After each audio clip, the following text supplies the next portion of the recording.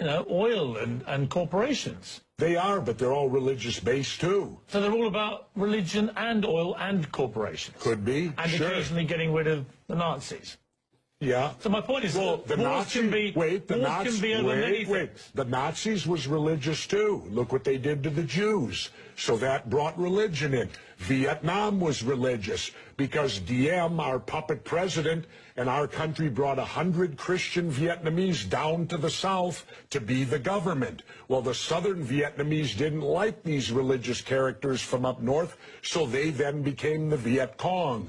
So all wars, pretty much in my lifetime, have had some religious basis, but certainly big business gets in there because wars are very profitable to certain big businesses. And, of course, big business needs to be in the Middle East so that we can get the oil out of the Middle East, so we can get the lithium out of Afghanistan. You know, they discovered a vein of lithium there they say is worth $1 trillion. Well, what is lithium used for? Every cell phone, computer, and soon-to-be electric cars. Let's talk about why we're really there. We're not there. How does any of these wars affect our freedom in any way? The United States is not in any threat. They're not going to do a Normandy invasion on us, Al-Qaeda in Virginia. No, but hang on, you're being slightly naive, aren't you? Because I'm not being naive, sir. I think you are being naive. No. Because I think that it's clear one of the main reasons that America went into Afghanistan was to try and get Al-Qaeda dismantled, the organization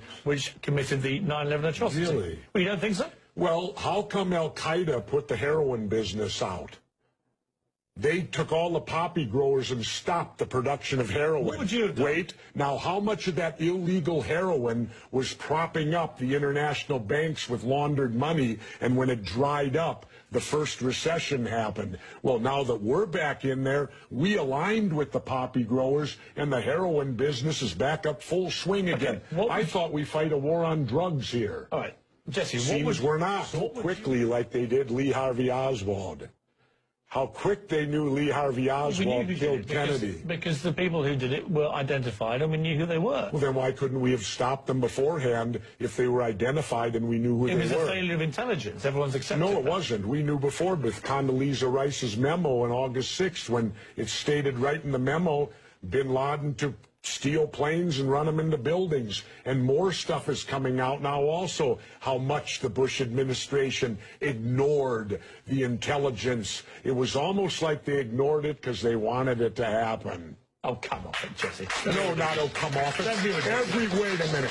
Every war thought starts with a false flag operation. You can't, in all seriousness, sit there and try and make out anybody... Okay, let me ask you this, Piers. Wait a minute. Let me ask you something. How much studying have you actually done of 9/11 other than what the government's told you and what mainstream media has told you? I've been studying it 4 years. I was editor of a national newspaper. I've talked to people. Wait a minute. Depth every day for 5-6 months. Really? So I know a lot about it. Well, one thing I do know is, let me ask you this then. You cannot say that any member of the Bush administration knew it was going to happen or wanted it to happen. It's a ridiculous thing to say. Ridiculous. Okay, let's talk about your BBC.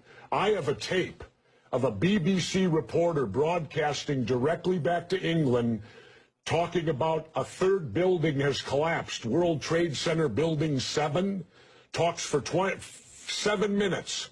All the while she's talking, World Trade Center Building 7 is still standing right behind her. It didn't fall for another half hour. Yet they were doing a pre-broadcast back to England that, yes, it's true, you need to that this building fell and it hadn't fallen yet. If you're trying to make out the British Broadcasting Company, one of the most respected news organisations in the world, was inventing huge buildings falling over, you need to have a break, Jesse. We'll come back after the break, and we'll talk about Israel and Iran. Are you kidding me?